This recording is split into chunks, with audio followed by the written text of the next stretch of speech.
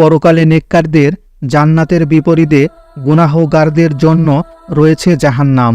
গুনাহের পরিমাণ বিবেচনা করে অপরাধীদের পাঠানো হবে জাহান্নামের উপযুক্ত স্তরে। জাহান্নামে যে খাবার দেওয়া হবে তাও এক প্রকার শাস্তি হিসাবে বিবেচিত হবে। জাহান্নামের আগুনের তীব্রতায় তার অধিবাসীদের পিপাসায় বুক ফেটে যাওয়ার উপক্রম হবে। তারা পানির জন্য হাহাকার করবে। তখন তাদের দেওয়া হবে পোঁজ মিশ্রিত রক্ত, দুর্গন্ধযুক্ত উত্তপ্ত পানি বা শরীর থেকে নির্গত ঘাম। খাবারের মধ্যে রয়েছে কাঁটাযুক্ত তেতো খাবার, বিষাক্ত কাঁটা বিশিষ্ট ফল, পুঁজ মিশ্রিত রক্ত ইত্যাদি।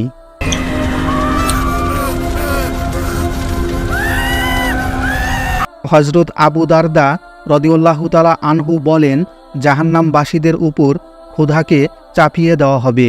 ক্ষুধার যাতনা তাদের কাছে মনে হবে জাহান্নামের সমস্ত শাস্তিকে এখানে একত্র করে দেওয়া হয়েছে। তখন তারা খাবার প্রার্থনা করবে। তাদেরকে কাঁটাদার বৃক্ষের ফল দেওয়া হবে, যে ফলের বৈশিষ্ট্য সম্পর্কে মহান আল্লাহ তাআলা পবিত্র কুরআনুল কারিমে ইরশাদ করেছেন, এটা তাদেরকে পুষ্ট করবে না এবং ক্ষুধারও উপকার হবে না। সূরা গাশিয়া আয়াত ৭। তারপর তারা আবার খাবার প্রার্থনা করবে।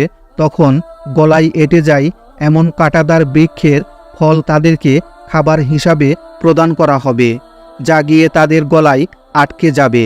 দুনিয়ায় কাঁটা বিঁধলে পানি দ্বারা সরানো হতো, তাদের এই কথাটি মনে হবে।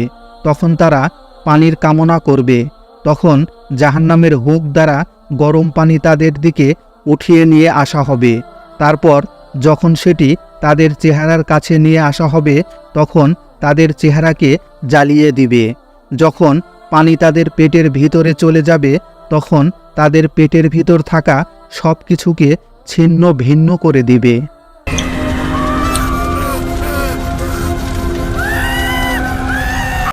তখন তারা বলবে, তোমরা জাহান্নামের রক্ষীর সাথে কথা বলো। তখন জাহান্নামের রক্ষীর কাছে আবেদন করে বলবে, তোমরা তোমাদের রবকে বলো তিনি যেন আমাদের থেকে একদিনের আযাব লাঘব করে দেন। সূরা মুমিন আয়াত ৪৯। তখন উত্তরে তাদেরকে বলা হবে, তোমাদের কাছে কি সুস্পষ্ট প্রমাণাদি সহ তোমাদের রাসূলগণ আসেনি? তারা বলবে, হ্যাঁ। রক্ষীরা বলবে, তবে তোমরাই দোয়া করো। বস্তুত কাফেরদের দোয়া নিষ্ফলই হয়। সূরা মুমিন আয়াত ৫০। তখন তারা বলবে, তোমরা মালিক ফেরেশতার সাথে কথা বলো।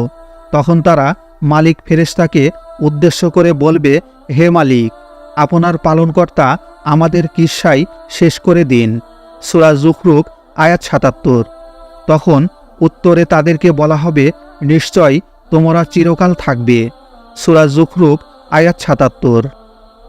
তখন তাদেরকে বলা হবে, তোমরা তোমাদের রবকে ডাকো, কারণ তিনি ছাড়া তোমাদের জন্য অধিক কল্যাণকামী কেউ নেই। তখন তারা আল্লাহ তাআলাকে উদ্দেশ্য করে বলবে, হে আমাদের পালনকর্তা, এ থেকে আমাদেরকে উদ্ধার করো। আমরা যদি পুনরায় তা করি তবে আমরা গুনাহগার হব। সূরা মুমিনুল আয়াত ১০৭।